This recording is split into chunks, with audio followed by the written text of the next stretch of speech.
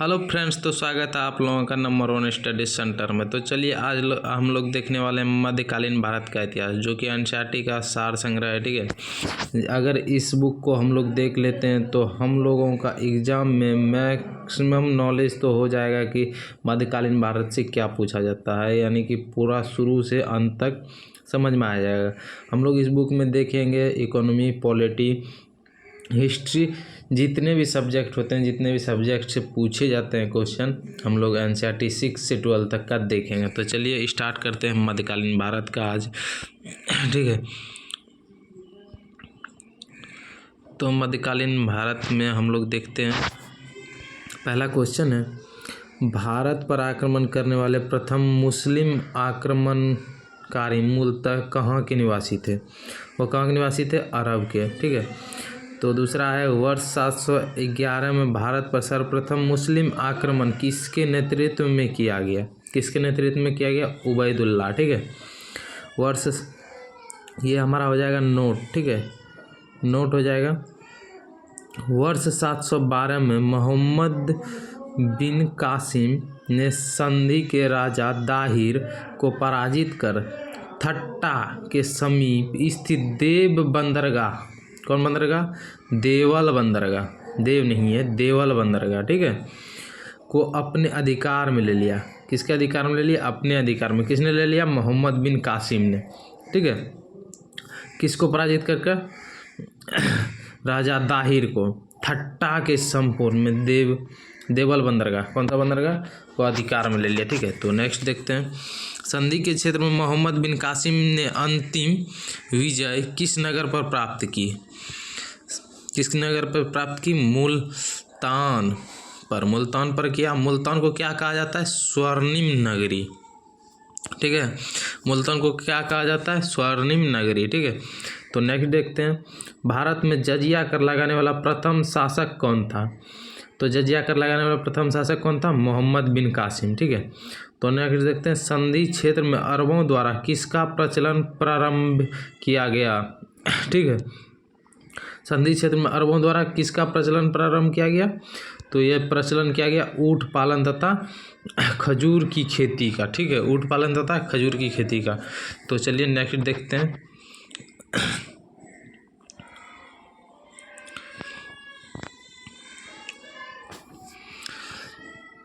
अरबों के पश्चात भारत में किन विदेशी आक्रमणकारियों का आगमन हुआ? ठीक है, अरबों के पश्चात किन विदेशी कार्यों का आगमन हुआ? ठीक है, तो वह है तुर्कों का। ठीक है, तुर्कों का। तो नेक्स्ट देखते हैं, तुर्की में गजनी वंश की स्थापना किसके द्वारा की गई थी? तो किसके द्वारा की गई थी? अल्पतगिन के द्वारा। ठीक है, तो नेक्स्ट देखते हैं, भारत पर प्रथम तुर्की आक्रमण किसके द्वारा किया गया? किसके द्वारा किया गया था? सुबुतगिन के द्वारा। ठीक है, सुबुतगिन, इसके द्वारा हम कहा जाता है सुबुतगिन अल्पतगिन का दामाद था। ठीक है, और गुलाम भी था। ठीक है, तो चलिए नेक्स्ट देखते हैं, वर्ष 712 में भारत पर सर्वप्रथम सफल मुस्लिम आक्रमण करने वाला कौन था? ठीक है, 712 में भारत पर सर्वप्रथम, ठीक है, सर्वप्रथम सफल मुस्लिम आक्रमणकारी, यानी कि एकदम सफलता से कर लिया था। किसने किया था?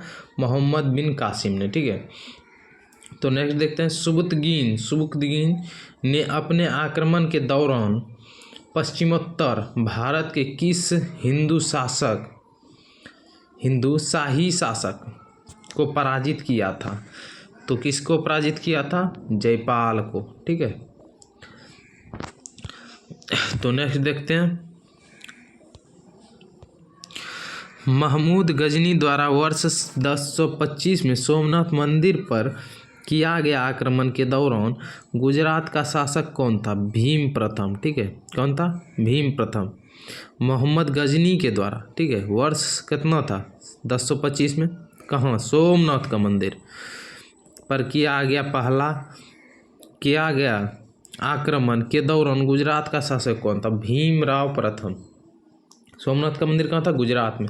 और सोमनाथ के मंदिर में कहा जाता है इतने धन संपदा थी कि मोहम्मद बिन जो ये लूटा, कौन? मोहम्मद गजनी जो लूटा, इसने सोना जो लूट के गया वो आधा भरे रास्ता मतलब भरे रास्ता में गिरते ही चला गया।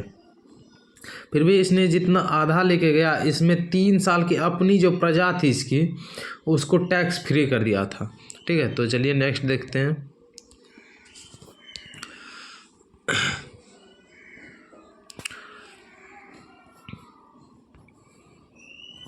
ये हमारा नोट हो जाएगा। ठीक है, बार बार ये जितने आएंगे वो नोट हो जाएंगे। ठीक है, मोहम्मद गजनी ने भारत पर 1000 से 1027 ईस्वी के मध्य में कितने बार 17 बार आक्रमण किया। ठीक है, 17 बार आक्रमण किया। इसके आक्रमण का मुख्य उद्देश्य भारत की धन संपदा को लूटना था, न कि स्थापना करना था धर्म का। ठीक है, बस की धन संपदा को लूटना था। ठीक है, न कि साम्राज्य की स्थापना करना था। इसका कार्य इतना था कि यह आता था और लूट के जितना भी होता था धन संपदा लूट के चला जाता। ठीक है, न कि साम्राज्य का स्थापना करता था। ठीक है, इसके बाद नेक्स्ट देखते हैं। मोहम्मद गजनी के साथ भारत आने वाला प्रसिद्ध इतिहासकार कौन था? यह कौन था? अल-बरूनी। किसके साथ आया था? मोहम्मद गजनवी के साथ। ठीक है, तो चलिए नेक्स्ट देखते हैं। अल-बरूनी नेक्स्ट फिर नोट देख लेते हैं थोड़ा। ठीक है, अल-बरूनी द्वारा किताब उल हिंद अल-बरूनी द्वारा किताब उल हिंद, उत्पी द्वारा किताब उल यमीन तथा फिरदौसी पूर्व का होमर द्वारा शाहनामा नामक पुस्तक की रचना की गई थी। तो अल-बरूनी द्वारा कौन सा किताब? किताब उल हिंद। ठीक है, उत्पी द्वारा कौन सा? किताब उल यमीनी। फिरदौसी द्वारा पूर्व का होमर द्वारा शाहनामा। ठीक है, कौन सा? फिरदौसी द्वारा शाहनामा। तो ये सब किताबें रचना की गई थी। तो चलिए नेक्स्ट देखते हैं। मोहम्मद गजनवी के पश्चात मोहम्मद गौरी द्वारा भारत पर प्रथम आक्रमण किस वर्ष में किया गया? किस वर्ष में किया गया? तो मोहम्मद गजनवी के बाद आया था कौन? मोहम्मद गौरी ने कब आक्रमण किया? तो यह आक्रमण किया था 1175 ईस्वी में। सबसे पहले कहाँ किया था? तो वो मुल्तान में किया था। सबसे पहला आक्रमण इसका मोहम्मद गौरी का मुल्तान में था। ठीक है, मुल्तान को क्या कहा जाता है? स्वर्णिम नगरी। तो चलिए नेक्स्ट देखते हैं। ठीक है, मोहम्मद गौरी को वर्ष 1178 में अनहलवारा कहाँ है? पटना में। ठीक है, मोहम्मद गौरी को वर्ष 1178 में अनहलवारा कहाँ है? पटना में पर आक्रमण करने के दौरान इसके द्वारा पराजित किया गया। किसके द्वारा पराजित किया गया? ठीक है, मोहम्मद गौरी ने 1178 में अनहलवाड़ा पर आक्रमण किया। ठीक है, इसको पराजित किया गया किसके द्वारा? भीमद्वित के द्वारा। यह मूल राजा था वहाँ का। कहाँ का? पटना का। ठीक है, तो चलिए नेक्स्ट देखते हैं। नेक्स्ट क्वेश्चन हम लोगों का, तराइन का प्रथम एवं द्वितीय युद्ध किसके मध्य लड़ा गया? यह तो सबको ही जानता होगा। तराइन का प्रथम युद्ध मोहम्मद गौरी तथा पृथ्वीराज तृतीय के बीच हुआ था। ठीक है, तराइन का युद्ध देख लीजिए। प्रथम युद्ध 1151 में लड़ा गया, मोहम्मद गौरी पराजित हो गया। और द्वितीय युद्ध देखिए, ये जो पराजित हुआ मोहम्मद गौरी, फिर 1 साल बाद लौट के आया और 1192 में फिर यह पृथ्वीराज चौहान से लड़ेगा और जीत जाएगा। ठीक है, मोहम्मद गौरी विजयी हो जाता है। इसीलिए बोला जाता है कभी भी हार मत मानो। हार के भी एक पर्सपेक्टिव, मतलब नेक्स्ट एग्ज़ाम देंगे, एक एग्ज़ाम नहीं निकला दूसरा एग्ज़ाम देंगे, ज़रूर जीतेंगे। उस मेहनत को देखेंगे उसमें कि क्या कमी रहा, उसको पूरा करेंगे और नेक्स्ट करेंगे। ठीक है, तो चलिए देखते हैं आगे। मोहम्मद गौरी ने कन्नौज के शासक जयचंद को किस युद्ध में पराजित किया? ठीक है, कन्नौज का शासक कौन था? तो यह जयचंद था। चंदलवाड़ के युद्ध में 1194 में ईबी चंदलवाड़ का युद्ध ईबी मोहम्मद गौरी को बुलाया कौन था? यही चंदलवाड़, ये जयचंद बुलाया था। ठीक है, और जयचंद की भी हत्या कर देता है चंद्रवाड़ के युद्ध में 1994 में। इसी ने कहा था मोहम्मद गौरी को, मतलब कि दिया गया था कि आइए और पृथ्वीराज चौहान को आप मारिए और हम दोनों मिलकर शासन करेंगे, लेकिन इसको भी मार दिया गया 1194 में। तो चलिए नेक्स्ट स्टार देखते हैं। मोहम्मद गौरी के साथ भारत आने वाला प्रसिद्ध सूफी संत कौन था? गौरी के साथ भी आया था सूफी संत, कौन था? शेख मोइनुद्दीन चिश्ती, ठीक है। तो चलिए नेक्स्ट देखते हैं। सिक्कों पर देव लक्ष्मी की आकृति किस मुगल शासक के द्वारा बनवाई गई थी? तो यह था मोहम्मद गौरी, ठीक है। तो चलिए नेक्स्ट देखते हैं। ये सब क्वेश्चन बहुत ही इम्पोर्टेंट है। सिक्कों पे जो ये देव लक्ष्मी का आकृति किस मुगल शासक द्वारा बनवाया गया था, ये डबल स्टार में आएगा आपको, ये बहुत बार पूछा गया है, ठीक है। तो ये याद रखिएगा, मोहम्मद गौरी ने बनवाया था, क्योंकि मुस्लिम था और हिंदू का किया था, ठीक है। तो नोट देख लेते हैं। ये सब आप कॉपी लेके बैठिए, या तो PDF दे दूंगा मैं, PDF आप लोग पढ़ लीजिएगा बहुत बढ़िया, ठीक है। बख्तियार खिलजी मोहम्मद गौरी का एक साधारण दास था। बख्तियार खिलजी कौन था? मोहम्मद गौरी का एक साधारण दास, जिसने बंगाल और बिहार पर विजय प्राप्त की, ठीक है, विजय प्राप्त की। इसने अपने आक्रमण के दौरान नालंदा एवं विक्रमशिला विश्वविद्यालय को नष्ट कर दिया। विक्रमशिला विश्वविद्यालय को किसने नष्ट किया था? बख्तियार खिलजी ने। यह किसका गुलाम था? मोहम्मद गौरी का, ठीक है। तो चलिए नेक्स्ट देखते हैं। मोहम्मद गौरी की मृत्यु के पश्चात इसके साम्राज्य पर किन 3 गुलामों द्वारा नियंत्रण स्थापित किया गया? मोहम्मद गौरी का जो साम्राज्य था, मोहम्मद गौरी को किसने मारा था? हरा था पृथ्वीराज चौहान से। पृथ्वीराज चौहान ने ही इसको मारा था, मोहम्मद गौरी को, ठीक है।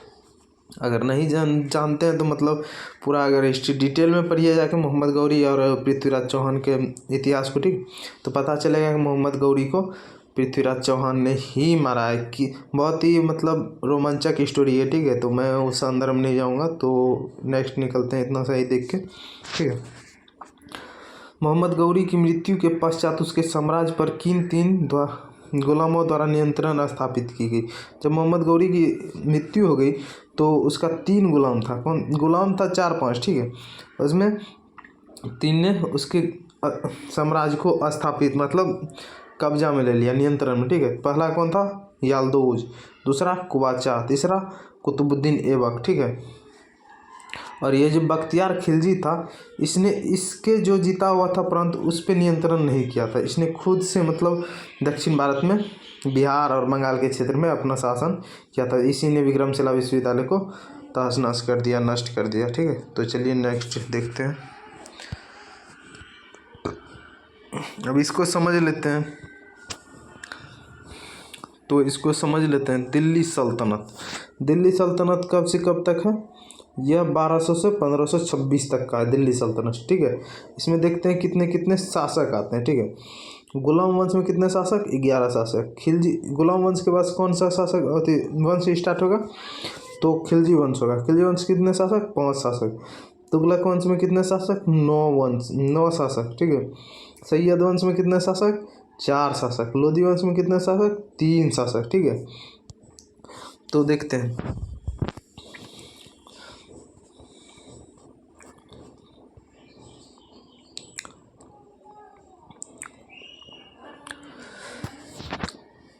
गुलाम वंश का पहला शासक कौन था? कुतुबुद्दीन ऐबक और याल्दोज और कुबाचा, ये 3 थे गुलाम वंश का मतलब गौरी के, ठीक है। तो कुतुबुद्दीन ऐबक कब से कब तक? 1204 से 1210। और इसकी राजधानी कहाँ थी? लाहौर, ठीक है।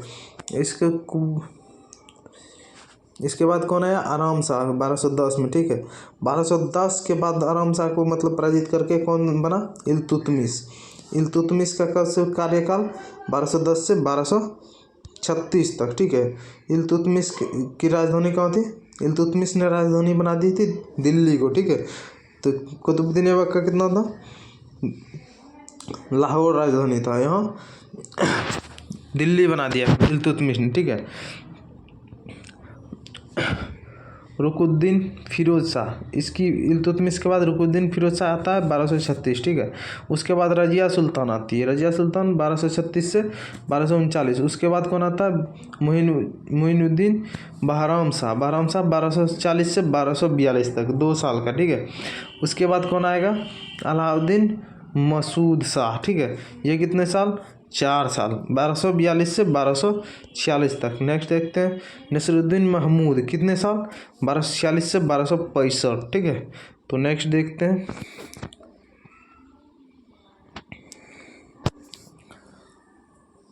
1265। गयासुद्दीन बलबन, 1265 से 1287 ईस्वी तक, ठीक है। उसके बाद नेक्स्ट मोइनुद्दीन कैकुबा। गयासुद्दीन बलबन के साथ बाद कौन आया? मतलब नेक्स्ट होता था कि यानी कि मृत्यु यानी कि हत्या कर देता था या पराजित करके तब जाके बनता था, ठीक है, मतलब शासक बनता था। मोइनुद्दीन कैकुबा आता है गयासुद्दीन बलबन के बाद। और मोइनुद्दीन कैकुबा के बाद कौन आएगा? क्यूमर्स, 1290 में। अब यहाँ जो क्यूमर्स की हत्या हो जाएगी तो इसके बाद स्टार्ट होगा कौन सा वंश?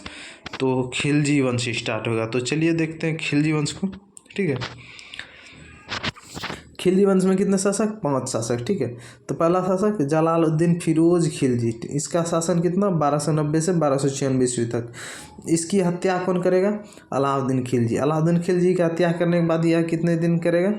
1296 से 1316 तक, ठीक है। इसके बाद इसकी हत्या के बाद कौन करेगा? शहाबुद्दीन उमर आएगा, ठीक है। शहाबुद्दीन उमर के बाद कौन आएगा? कुतुबुद्दीन मुबारक शाह खिलजी आएगा, ठीक है। इसकी हत्या के बाद कौन आएगा? नसीरुद्दीन खुसरो खां, ठीक है, खुसरो खां आएगा। उसके बाद देखते हैं कौन आएगा?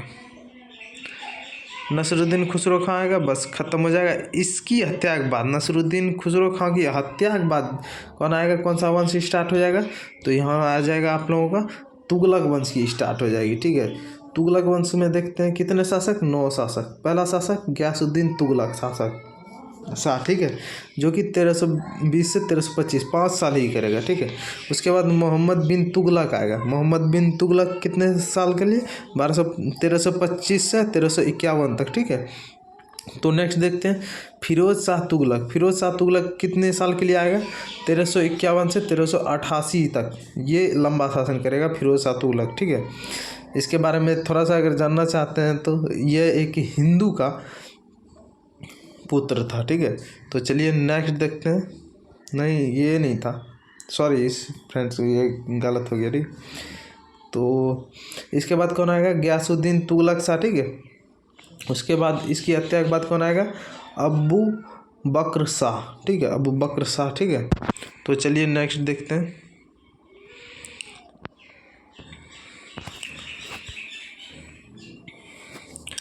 अबू बकर के बाद कौन आएगा?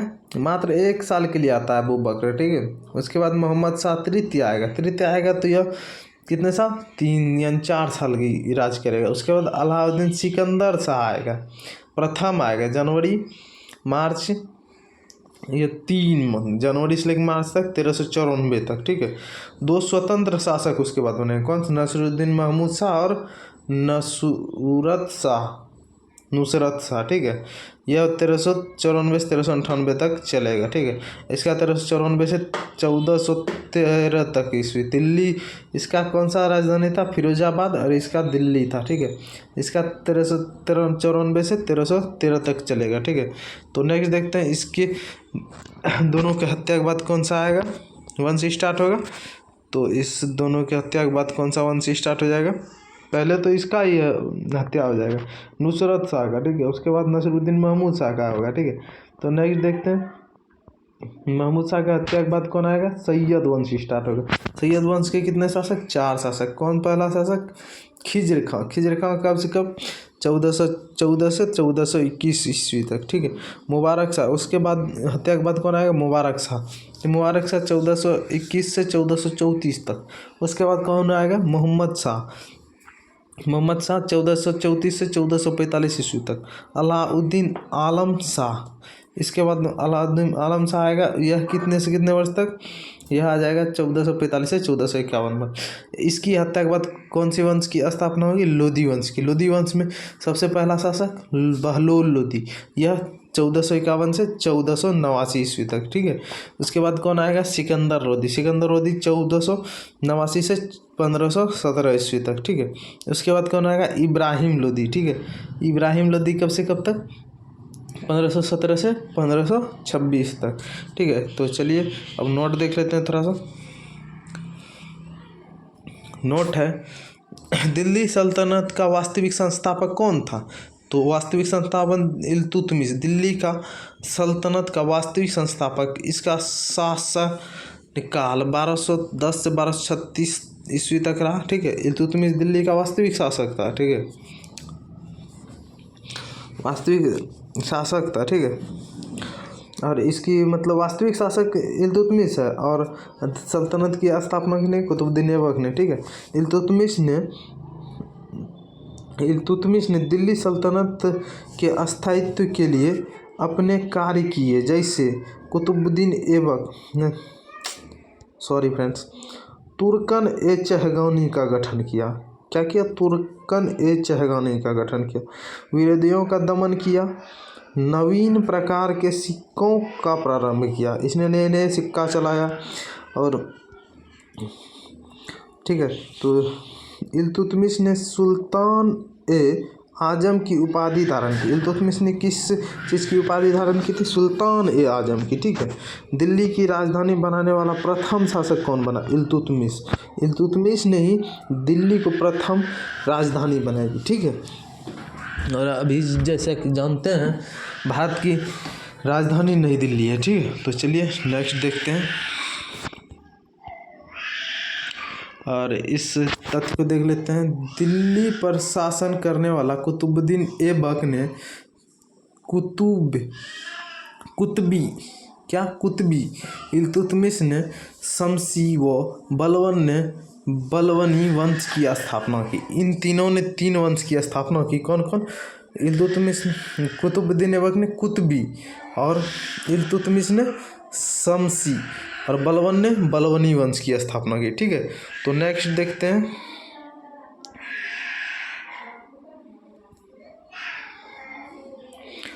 गुलाम वंश की स्थापना किसके द्वारा की गई? गुलाम वंश की स्थापना किसने की? कुतुबुद्दीन ऐबक ने, ठीक है। और लाल किला का मतलब नींव किसने रखा था? कुतुबुद्दीन ऐबक ने। और किसकी याद में? ये थे एक सूफी संत थे। कौन थे ये? नुसरत मोइनुद्दीन चिश्ती ही थे शायद, हाँ मोइनुद्दीन चिश्ती ही थे, ठीक है। तो देख लीजिएगा, आप श्योर नहीं है हम, ठीक है। तो 25 जून 1206 में कुतुबुद्दीन ऐबक का राज्याभिषेक किस स्थान पर किया गया? तो वह लाहौर में किया गया, ठीक है। कुतुबुद्दीन ऐबक ने अपनी साम्राज्य की राजधानी किसे घोषित किया? तो लाहौर को घोषित किया, ठीक है। भारत में तुर्की राज्य का संस्थापक कुतुबुद्दीन ऐबक को माना जाता है, ठीक है। कुतुबुद्दीन ऐबक ने भी सुल्तान की उपाधि धारण नहीं की। कुतुबुद्दीन ऐबक ने सुल्तान की उपाधि नहीं धारण की थी, ठीक है। इसने केवल मलिक ए सिपाही का सलार का पद धारण किया था, ठीक है। तो नेक्स्ट देखते हैं। कुतुबुद्दीन ऐबक को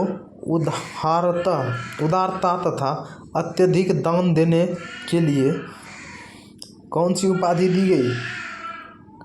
लाख बख्श का, ठीक है। लाख बख्श का किसको उपाधि? कुतुबुद्दीन ऐबक। किसके कारण से? अत्यधिक दान देने की वजह से, ठीक है। और उदार थे। अत्यंत सुरीली आवाज़ में कुरान पढ़ने के कारण ऐबक को किस उपाधि से नवाजा गया? कुरान खां के उपाधि से। कुरान खां किसे कहा जाता है? कुतुबुद्दीन ऐबक को। किसके कारण? तो सुरीली आवाज़ में कुरान पढ़ने के कारण, ठीक है। तो नेक्स्ट देखते हैं। भारत की प्रथम मस्जिद कुव्वत उल इस्लाम की स्थापना किसके द्वारा करवाई गई? भारत की प्रथम मस्जिद जो प्रथम बना था भारत में, कुव्वत उल इस्लाम नाम है, ठीक है। पूछ भी सकता आप लोगों को, भारत में प्रथम मुस्लिम मुस्लिम मस्जिद का नाम क्या है? कुव्वतुल इस्लाम। इसकी नींव किसने रखी थी? स्थापना किसने करवाई थी? कुतुबुद्दीन ऐबक ने। कुतुबुद्दीन ऐबक ने सूफी संत, कुतुबुद्दीन ऐबक ने, हाँ यहाँ देखिए आ गया, कुतुबुद्दीन ऐबक ने सूफी संत ख्वाजा कुतुबुद्दीन बख्तियार काकी के नाम पर कुतुब मीनार का निर्माण प्रारंभ किया था। ठीक है, कि यह कौन था सूफी संत? ख्वाजा कुतुबुद्दीन बख्तियार काकी। ठीक है, बख्तियार काकी था, चिश्ती नहीं था। ठीक है, तो उसके लिए सॉरी फ्रेंड्स, गलत था, मैंने बोला था श्योर नहीं था। ठीक, तो चलिए नेक्स्ट देखते हैं। कुतुबुद्दीन ऐबक की मृत्यु कब हुई? यह वर्ष 2010 में हुई। कैसे हुई? चौगान खेलते समय घोड़े से गिर जाने के कारण हो गई थी। यह चौगान खेल रहे थे और घोड़े से गिर गए थे। इसके बारे में एक फैक्ट कहा जाता है कि जिस घोड़े से गिर के मृत्यु हुई इसकी, वह घोड़ा किसी राजा का था जिसकी हत्या इसने की थी। ठीक, कुतुबुद्दीन ऐबक ने हत्या की थी। उस मतलब घोड़ा इतना मतलब उसके प्रति पालतू जो होता है ना, पालतू था उस राजा का। ठीक है, उसने देखा था कि मेरे मालिक की हत्या इसी ने की है। ठीक है, तो गिरते समय घोड़े को मौका मिला और घोड़े ने 2-4 लात दे के कुतुबुद्दीन ऐबक की हत्या कर दी। ठीक है, तो नेक्स्ट देखते हैं। नेक्स्ट है, कुतुबुद्दीन ऐबक की मृत्यु के पश्चात उसके पुत्र कौन थे? उसका पुत्र आराम शाह को अपदस का गुलाम वंश का अगला शासक कौन बना? अपदस का मतलब इसको पराजित कर, आराम शाह को पराजित कर किसको? इल्तुतमिश बनता है। ठीक है, इल्तुतमिश तो हम देख ही चुके थे, इल्तुतमिश ही बनेगा। ठीक है, इल्तुतमिश सुल्तान बनने के पूर्व किस प्रांत का सूबेदार था? जब सुल्तान बना उसके पहले किस कहाँ का सूबेदार था? तो बदायूं क्षेत्र का। ठीक है, बदायूं क्षेत्र का। ठीक है, दिल्ली सल्तनत का वास्तविक संस्थापक किसे माना जाता है? अभी मैंने बताया था इल्तुतमिश को, नोट में दिया गया था। ठीक है, तो चलिए नोट फिर देखते हैं। ठीक है, ये सब इम्पोर्टेंट होते हैं नोट। ठीक है, जितने भी नोट होते हैं वो पूरा इम्पोर्टेंट होते हैं। VVI इसको एक्चुअल में लिखा करें, डबल स्टार लगा के। ठीक है, इल्तुतमिश दिल्ली सल्तनत का प्रथम सुल्तान था। ठीक है, जिसने दिल्ली को अपनी राजधानी बनाई। इसने पहली राजधानी बनाई दिल्ली को। ठीक है, बगदाद के खलीफा से सुल्तान की उपाधि धारण की थी। यह तीनों फैक्ट बहुत ही इम्पोर्टेंट है, बहुत बार पूछे जाते हैं। इल्तुतमिश दिल्ली सल्तनत का कौन था? प्रथम सुल्तान था। ठीक है, सुल्तान था। कुतुबुद्दीन ऐबक सुल्तान नहीं था, लेकिन यह सुल्तान था। ठीक है, जिसने दिल्ली को अपनी राजधानी बनाई। कुतुबुद्दीन ऐबक ने लाहौर को बनाया था। ठीक है, इसने दिल्ली को अपनी राजधानी बनी तथा बगदाद के खलीफा से सुल्तान की उपाधि प्राप्त की। कहाँ से सुल्तान की उपाधि ली थी? बगदाद के खलीफा से। ठीक है, तो नेक्स्ट देखते हैं। इल्तुतमिश ने 40 योग्य तुर्क गुलामों को मिलाकर किस दल का गठन किया? ठीक है, इल्तुतमिश ने 40 योग्य तुर्क जो थे, तुर्क मुसलमान गुलामों को, गुलाम थे मतलब गुलाम उस टाइम खरीदे जाते, जितने मतलब अच्छे होते थे, तलवारबाजी बहुत मतलब परिपूर्ण होते थे हथियारों में, सारे एक चीज़ में, तो उसको खरीद लिया जाता था। ठीक है, तो खरीदने के बाद 40 योग्य तुर्क गुलाम को मिलाकर किस दल का गठन किया गया? तो तुर्क-ए-चगतानी यानी चालीसा दल। ठीक है, इसे चालीसा दल भी बोला जाता है। चालीसा दल का गठन किसने किया? तो इल्तुतमिश ने। तुर्क-ए-चगतानी का गठन किसने किया? तो इल्तुतमिश ने। ठीक है, तो नेक्स्ट देखते हैं। नेक्स्ट है, मंगोल आक्रमणकारी चंगेज खां भारत के उत्तर पश्चिम सीमा पर किसके शासनकाल में आया था? ठीक है, मंगोल आक्रमणकारी कौन था? चंगेज खां, मंगोलों। ठीक है, यह भारत के उत्तर पश्चिम सीमा पर किसके शासनकाल में आया था? तो उसके शासन में आया था इल्तुतमिश के शासनकाल में। ठीक है, फिर नोट, ये जितने भी मैं बार बार बोलूँगा, नोट बहुत ही इंपॉर्टेंट होते हैं। ठीक है, तो इसमें बोला जाता है इल्तुतमिश ने भारत में इक्ता व्यवस्था का प्रारंभ किया। इक्ता व्यवस्था का प्रारंभ किसने किया? तो इल्तुतमिश ने। इक्ता एक अरबी शब्द है। इक्ता क्या है? एक अरबी शब्द जिसका अर्थ है, इक्ता का अर्थ क्या है? भूमि को लेने वाला इक्तेदार कहलाता है। ठीक है, तो नेक्स्ट देखते हैं, वर्ष 1236 में दिल्ली सल्तनत की गद्दी पर बैठने वाला प्रथम व अंतिम मुसलमान महिला शासिका कौन थी? तो अभी मैंने बताया था नोट में, वहाँ उससे पहले वहाँ बीच में जो देख रहे थे, तो रजिया सुल्तान, ठीक है। तो नेक्स्ट, रजिया सुल्तान, रजिया के सुल्तान बनने के पश्चात गुलाम याकूत को किस पद पर नियुक्त किया गया? तो अमीर आखूर के पद पे, ठीक है। रजिया सल्तनत के विद्रोही आमिरों ने रजिया की हत्या करवाकर किसे दिल्ली सल्तनत की गद्दी पर बैठाया? यह कौन था? बहराम शाह, ठीक है। तो नेक्स्ट देखते हैं,